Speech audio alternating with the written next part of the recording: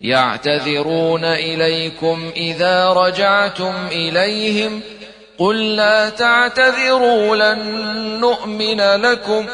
قد نبأنا الله من أخباركم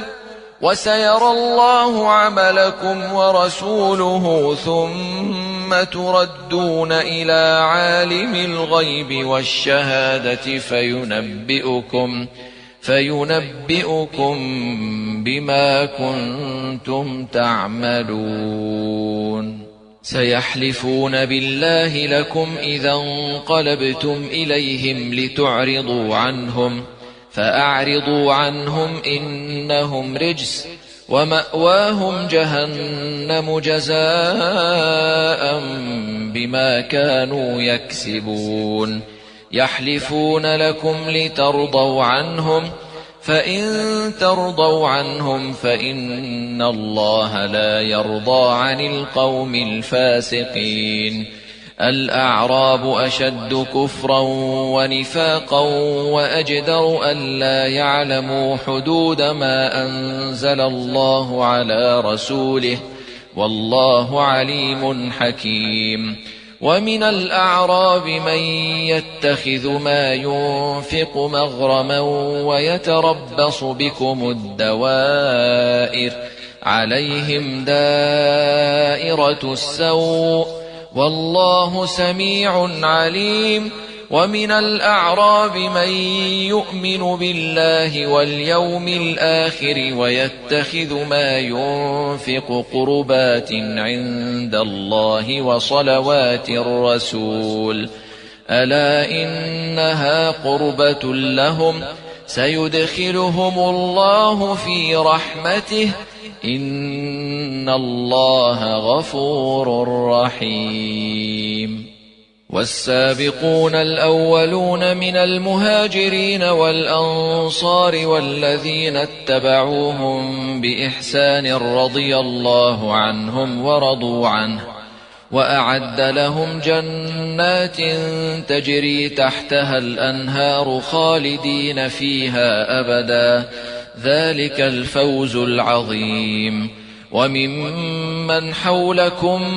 من الأعراب منافقون ومن أهل المدينة مردوا على النفاق لا تعلمهم نحن نعلمهم سنعذبهم مرتين ثم يردون إلى عذاب عظيم وآخرون اعترفوا بذنوبهم خلطوا عملا صالحا وآخر سيئا عسى الله أن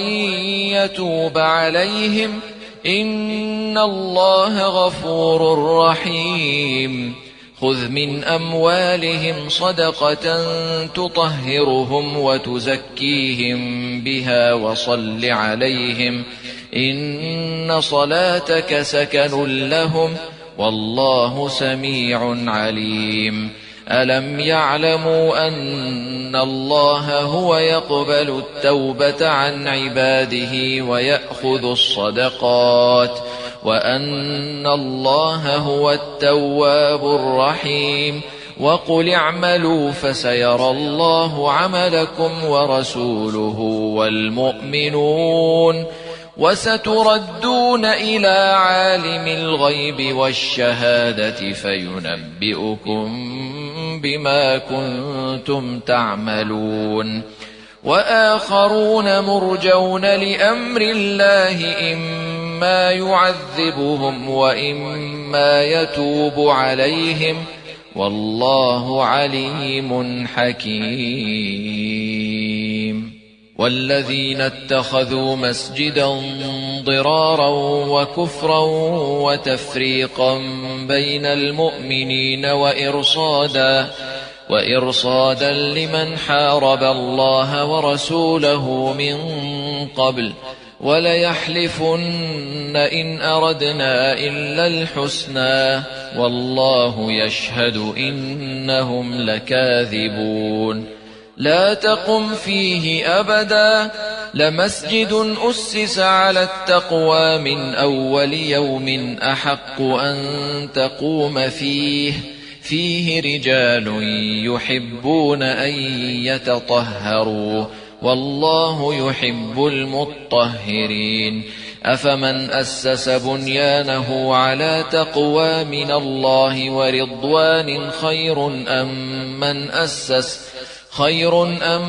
من أسس بنيانه على شفا جرف هار فانهار به في نار جهنم والله لا يهدي القوم الظالمين لا يزال بنيانهم الذي بنوا ريبة في قلوبهم إلا أن تقطع قلوبهم والله عليم حكيم إن الله اشترى من المؤمنين أنفسهم وأموالهم بأن لهم الجنة يقاتلون في سبيل الله فيقتلون ويقتلون وعدا عليه حقا في التوراة والإنجيل والقرآن ومن أوفى بعهده من الله فاستبشروا ببيعكم الذي بايعتم به وذلك هو الفوز العظيم التائبون العابدون الحامدون السائحون الراكعون الساجدون الآمرون بالمعروف والناهون عن المنكر والحافظون لحدود الله وبشر المؤمنين ما كان للنبي والذين آمنوا أن يستغفروا للمشركين ولو كانوا أولي قربى من بعد ما تبين لهم أنهم أصحاب الجحيم وما كان استغفار إبراهيم لأبيه إلا عن موعدة وعدها إياه فلما تبين له أنه عدو لله تبرأ منه إن إبراهيم لأواه حليم وما كان الله ليضل قوما بعد إذ هداهم حتى يبين لهم ما يتقون إن الله بكل شيء عليم إن الله له ملك السماوات والأرض يحيي ويميت وما لكم من دون الله من ولي ولا نصير لقد تاب الله على النبي والمهاجرين والأنصار الذين اتبعوه في ساعة العسرة من بعد ما كاد يزيغ قلوب فريق منهم ثم تاب عليهم إنه بهم رءوف رحيم وعلى الثلاثة الذين خلفوا حتى إذا ضاقت عليهم الأرض بما رحبت وضاقت عليهم أنفسهم وظنوا أن لا ملجأ من الله إلا إليه ثم تاب عليهم ليتوبوا إن الله هو التواب الرحيم يا أيها الذين آمنوا اتقوا الله وكونوا مع الصادقين ما كان لأهل المدينة ومن حولهم من الأعراب أن يتخلفوا عن رسول الله ولا يرغبوا بأنفسهم عن نفسه ذلك بأنهم لا يصيبهم ظمأ ولا نصب ولا مخمصة في سبيل الله ولا يطؤون موطئا يغيظ الكفار ولا ينالون من عدو نيلا إلا كتب لهم به عمل صالح إن الله لا يضيع أجر المحسنين ولا ينفقون نفقة صغيرة ولا كبيرة ولا يقطعون واديا إلا كتب لهم ليجزيهم الله أحسن ما كانوا يعملون وما كان المؤمنون لينفروا كافة فلولا نفر من كل فرقة منهم طائفة ليتفقهوا في الدين ولينذروا قومهم إذا رجعوا إليهم لعلهم يحذرون يا أيها الذين آمنوا قاتلوا الذين يلونكم من الكفار وليجدوا فيكم غلظة واعلموا أن الله مع المتقين وإذا ما أنزلت سورة فمنهم من يقول أيكم زادته هذه إيمانا فأما الذين آمنوا فزادتهم إيمانا وهم يستبشرون وأما الذين في قلوبهم مرض فزادتهم رجسا إلى رجسهم وماتوا وهم كافرون أولا يرون أنهم يفتنون في كل عام مرة أو مرتين ثم لا يتوبون ولا هم يذكرون وإذا ما أنزلت سورة نظر بعضهم إلى بعض هل يراكم من أحد ثم انصرفوا صرف الله قلوبهم بأنهم قوم لا يفقهون لقد جاءكم رسول من أنفسكم عزيز عليه ما عنتم حريص عليكم بالمؤمنين رءوف رحيم فإن تولوا فقل حسبي الله لا إله إلا هو عليه توكلت وهو رب العرش العظيم بسم الله الرحمن الرحيم ألف لام را تلك آيات الكتاب الحكيم أكان للناس عجبا أن أوحينا إلى رجل منهم أن أنذر الناس وبشر الذين آمنوا أن لهم قدم صدق عند ربهم قال الكافرون إن هذا لساحر مبين إن ربكم الله الذي خلق السماوات والأرض في 6 أيام ثم استوى على العرش يدبر الأمر ما من شفيع إلا من بعد إذنه ذلكم الله ربكم فاعبدوه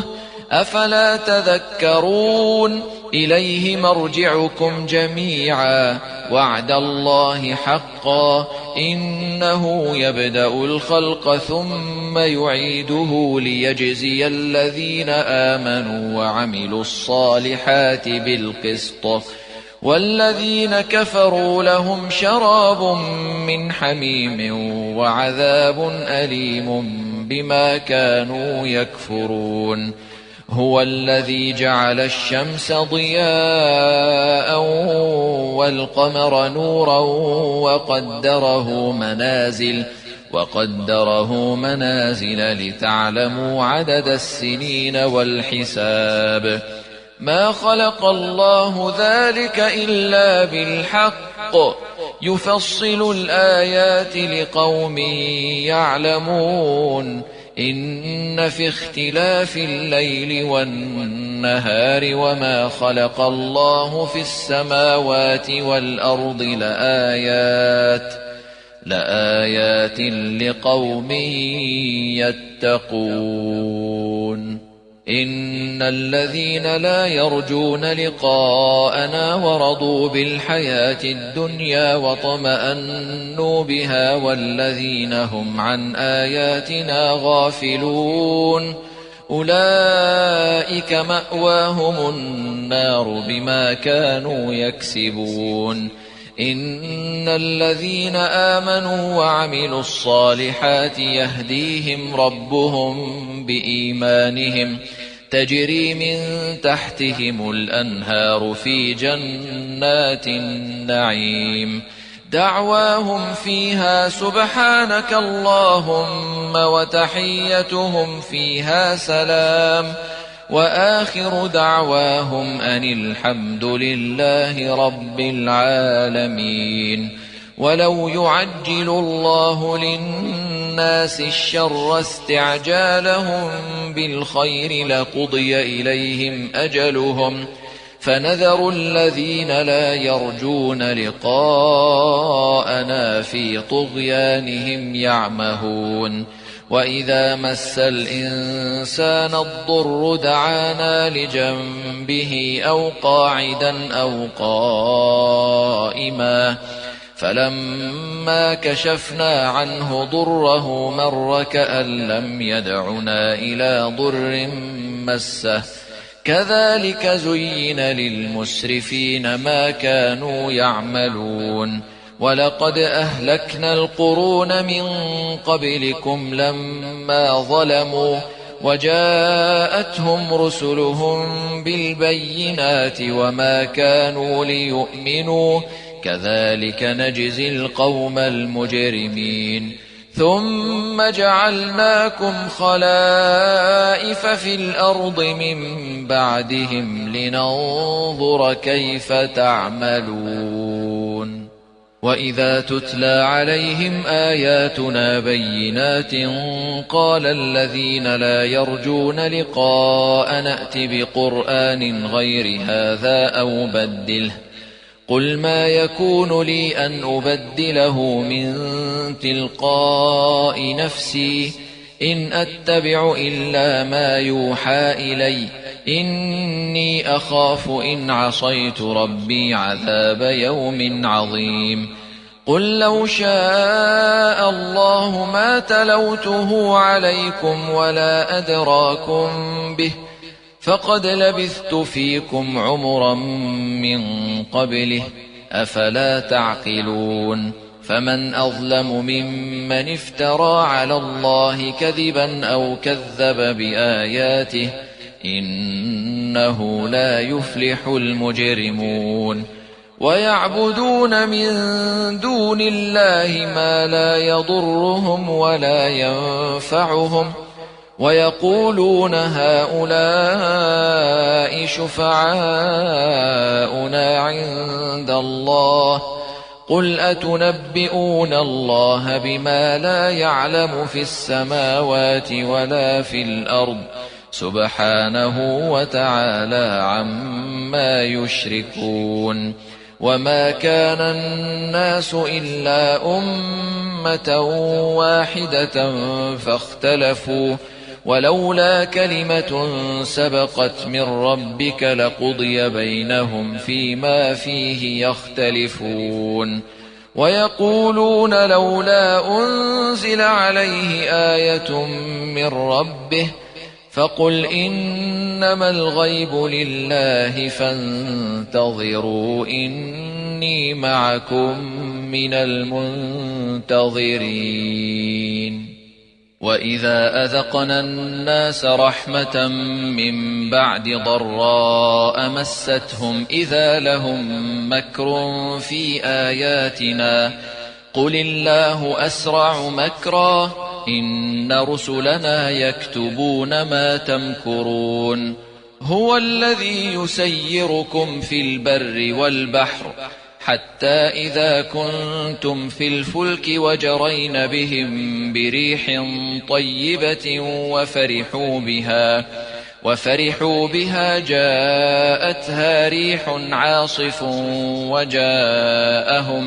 وجاءهم الموج من كل مكان وظنوا أنهم أحيط بهم دعوا الله مخلصين له الدين لئن أنجيتنا من هذه لنكونن من الشاكرين فلما أنجاهم إذا هم يبغون في الأرض بغير الحق يا أيها الناس إنما بغيكم على أنفسكم متاع الحياة الدنيا ثم إلينا مرجعكم فننبئكم بما كنتم تعملون إنما مثل الحياة الدنيا كماء إن أنزلناه من السماء فاختلط به نبات الأرض مما يأكل الناس والأنعام حتى إذا أخذت الأرض زخرفها وزينت وظن أهلها أنهم قادرون عليها أتاها أمرنا ليلا أو نهارا فجعلناها حصيدا كأن لم تغن بالأمس كذلك نفصل الآيات لقوم يتفكرون والله يدعو إلى دار السلام ويهدي من يشاء إلى صراط مستقيم للذين أحسنوا الحسنى وزيادة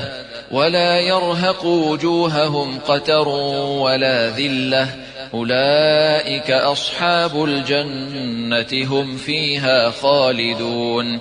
والذين كسبوا السيئات جزاء سيئة بمثلها وترهقهم ذلة ما لهم من الله من عاصم كأنما أغشيت وجوههم قطعا من الليل مظلما أولئك أصحاب النار هم فيها خالدون ويوم نحشرهم جميعا ثم نقول للذين أشركوا مكانكم أنتم وشركاؤكم فزيلنا بينهم وقال شركاؤهم ما كنتم إيانا تعبدون فكفى بالله شهيدا بيننا وبينكم إن كنا عن عبادتكم لغافلين هنالك تبلو كل نفس ما أسلفت وردوا إلى الله مولاهم الحق وضل عنهم ما كانوا يفترون قل من يرزقكم من السماء والأرض أمن يملك السمع والأبصار ومن يخرج الحي من الميت ويخرج الميت من الحي ومن يدبر الأمر فسيقولون الله فقل أفلا تتقون فذلكم الله ربكم الحق فماذا بعد الحق إلا الضلال فأنى تصرفون كذلك حقت كلمة ربك على الذين فسقوا أنهم لا يؤمنون قل هل من شركائكم من يبدأ الخلق ثم يعيده قل الله يبدأ الخلق ثم يعيده فأنى تؤفكون قل هل من شركائكم من يهدي إلى الحق قل الله يهدي للحق أفمن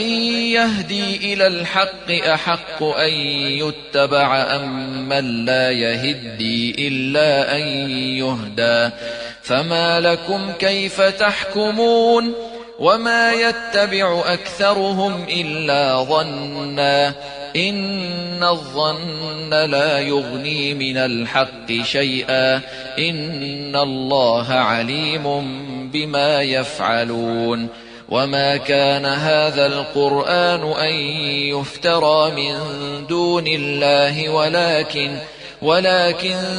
تصديق الذي بين يديه وتفصيل الكتاب لا ريب فيه من رب العالمين. أم يقولون افتراه قل فأتوا بسورة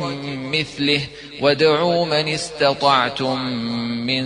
دون الله إن كنتم صادقين بل كذبوا بما لم يحيطوا بعلمه ولما يأتهم تأويله كذلك كذب الذين من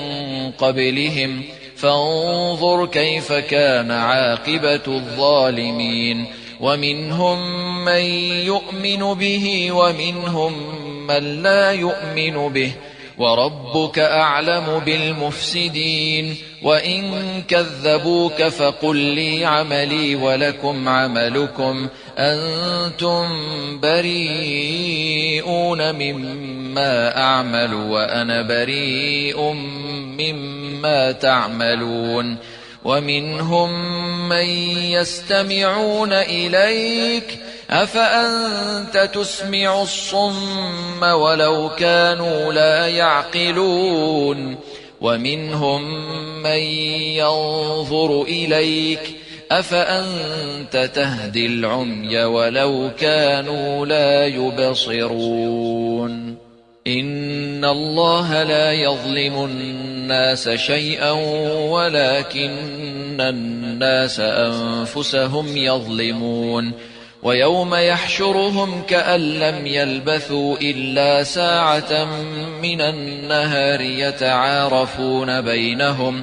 قد خسر الذين كذبوا بلقاء الله وما كانوا مهتدين وإما نرينك بعض الذي نعدهم أو نتوفينك فإلينا مرجعهم ثم الله شهيد على ما يفعلون ولكل أمة رسول فإذا جاء رسولهم قضي بينهم بالقسط وهم لا يظلمون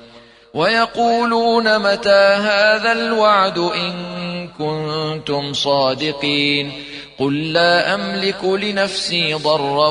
ولا نفعا إلا ما شاء الله لكل أمة أجل إذا جاء أجلهم فلا يستأخرون ساعة ولا يستقدمون قل أرأيتم إن أتاكم عذابه بياتا أو نهارا ماذا يستعجل منه المجرمون أثم إذا ما وقع آمنتم به الآن وقد كنتم به تستعجلون ثم قيل للذين ظلموا ذوقوا عذاب الخلد هل تجزون إلا بما كنتم تكسبون ويستنبئونك أحق هو قل إي وربي إنه لحق وما أنتم بمعجزين ولو أن لكل نفس ظلمت ما في الأرض لافتدت به وأسروا الندامة لما رأوا العذاب وقضي بينهم بالقسط وهم لا يظلمون ألا إن لله ما في السماوات والأرض ألا إن وعد الله حق ولكن أكثرهم لا يعلمون هو يحيي ويميت وإليه ترجعون يا أيها الناس قد جاءتكم موعظة من ربكم وشفاء لما في الصدور وهدى ورحمة للمؤمنين قل بفضل الله وبرحمته فبذلك فليفرحوا هو خير مما يجمعون قل أرأيتم ما أنزل الله لكم من رزق فجعلتم منه حراما وحلالا قل الله أذن لكم أم على الله تفترون وما ظن الذين يفترون على الله الكذب يوم القيامة إن الله لذو فضل على الناس ولكن أكثرهم لا يشكرون وما تكون في شأن وما تتلو منه من قرآن ولا تعملون من عمل إلا كنا عليكم شهودا إذ تفيضون فيه وما يعزب عن ربك من مثقال ذرة في الأرض ولا في السماء ولا أصغر من ذلك ولا أكبر إلا في كتاب مبين ألا إن أولياء الله لا خوف عليهم ولا هم يحزنون الذين آمنوا وكانوا يتقون لهم البشرى في الحياة الدنيا وفي الآخرة لا تبديل لكلمات الله ذلك هو الفوز العظيم ولا يحزنك قولهم إن العزة لله جميعا هو السميع العليم ألا إن لله من في السماوات ومن في الأرض وما يتبع الذين يدعون من دون الله شركاء إن يتبعون إلا الظن وإن هم إلا يخرصون هو الذي جعل لكم الليل لتسكنوا فيه والنهار مبصرا إن في ذلك لآيات لقوم يسمعون قالوا اتخذ الله ولدا سبحانه هو الغني له ما في السماوات وما في الأرض إن عندكم من سلطان بهذا أتقولون على الله ما لا تعلمون قل إن الذين يفترون على الله الكذب لا يفلحون متاع في الدنيا ثم إلينا مرجعهم ثم نذيقهم العذاب الشديد بما كانوا يكفرون واتل عليهم نبأ نوح إذ قال لقومه يا قوم إن كان كبر عليكم مقامي وتذكيري بآيات الله فعلى الله توكلت فأجمعوا أمركم وشركاءكم ثم لا يكن أمركم عليكم غمة ثم قضوا إلي ولا تنظرون فإن توليتم فما سألتكم من أجر إن أجري إلا على الله وأمرت أن أكون من المسلمين فكذبوه فنجيناه ومن معه في الفلك وجعلناهم خلائف وأغرقنا الذين كذبوا بآياتنا فانظر كيف كان عاقبة المنذرين ثم بعثنا من بعده رسلا إلى قومهم فجاءوهم بالبينات فما كانوا ليؤمنوا بما كذبوا به من قبل كذلك نطبع على قلوب المعتدين ثم بعثنا من بعدهم موسى وهارون إلى فرعون وملئه بآياتنا فاستكبروا وكانوا قوما مجرمين فلما جاءهم الحق من عندنا قالوا إن هذا لسحر مبين قال موسى أتقولون للحق لما جاءكم أسحر هذا ولا يفلح الساحرون قالوا أجئتنا لتلفتنا عما وجدنا عليه آباءنا وتكون لكما الكبرياء في الأرض وما نحن لكما بمؤمنين وقال فرعون ائتوني بكل ساحر عليم فلما جاء السحرة قال لهم موسى ألقوا ما أنتم ملقون فلما ألقوا قال موسى ما جئتم به السحر إن الله سيبطله إن الله لا يصلح عمل المفسدين ويحق الله الحق بكلماته ولو كره المجرمون فما آمن لموسى إلا ذرية من قومه على خوف من فرعون وملئهم أن يفتنهم وإن فرعون لعال في الأرض وإنه لمن المسرفين وقال موسى يا قوم إن كنتم آمنتم بالله فعليه توكلوا إن كنتم مسلمين فقالوا على الله توكلنا ربنا لا تجعلنا فتنة للقوم الظالمين ونجنا برحمتك من القوم الكافرين وأوحينا إلى موسى وأخيه أن تبوأ لقومكما بمصر بيوتا واجعلوا بيوتكم قبلة وأقيموا الصلاة وبشر المؤمنين وقال موسى ربنا إنك آتيت فرعون وملأه زينة وأموالا في الحياة الدنيا ربنا ليضلوا عن سبيلك ربنا اطمس على أموالهم واشدد على قلوبهم فلا يؤمنوا حتى يروا العذاب الأليم قال قد أجيبت دعوتكما فاستقيما ولا تتبعان سبيل الذين لا يعلمون وجاوزنا ببني إسرائيل البحر فأتبعهم فرعون وجنوده بغيا وعدوا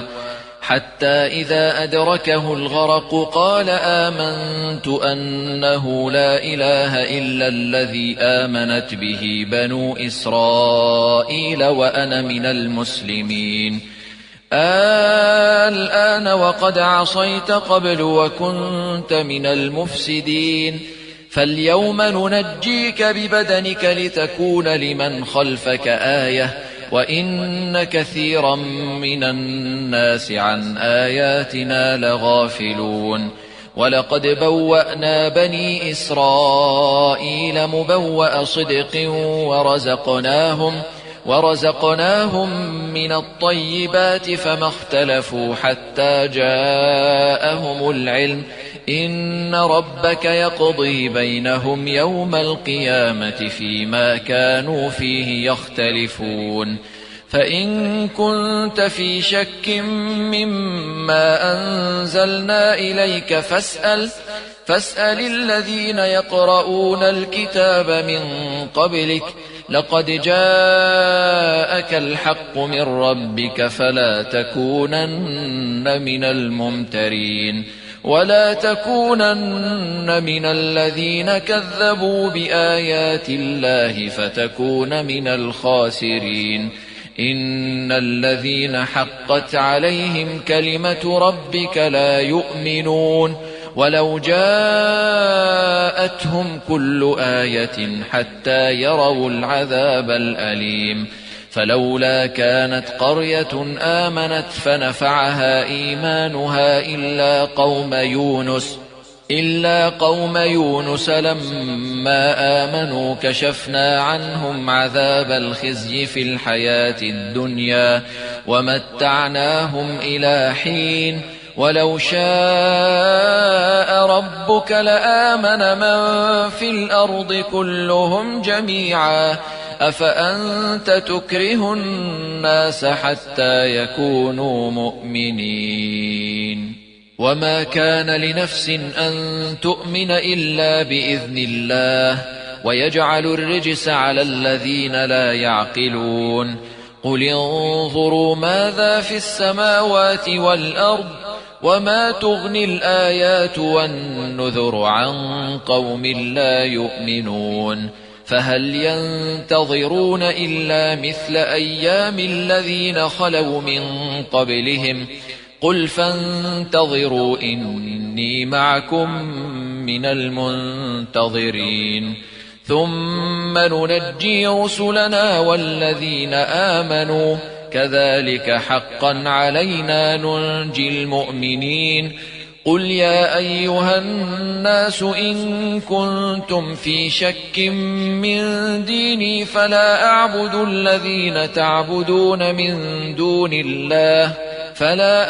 الذين تعبدون من دون الله ولكن أعبد الله الذي يتوفاكم وأمرت أن أكون من المؤمنين وأن أقم وجهك للدين حنيفا ولا تكونن من المشركين ولا تدع من دون الله ما لا ينفعك ولا يضرك فإن فعلت فإنك إذا من الظالمين وإن يمسسك الله بضر فلا كاشف له إلا هو وإن يردك بخير فلا راد لفضله يصيب به من يشاء من عباده وهو الغفور الرحيم قل يا أيها الناس قد جاءكم الحق من ربكم فمن اهتدى فإنما يهتدي لنفسه ومن ضل فإنما يضل عليها وما أنا عليكم بوكيل واتبع ما يوحى إليك واصبر حتى يحكم الله وهو خير الحاكمين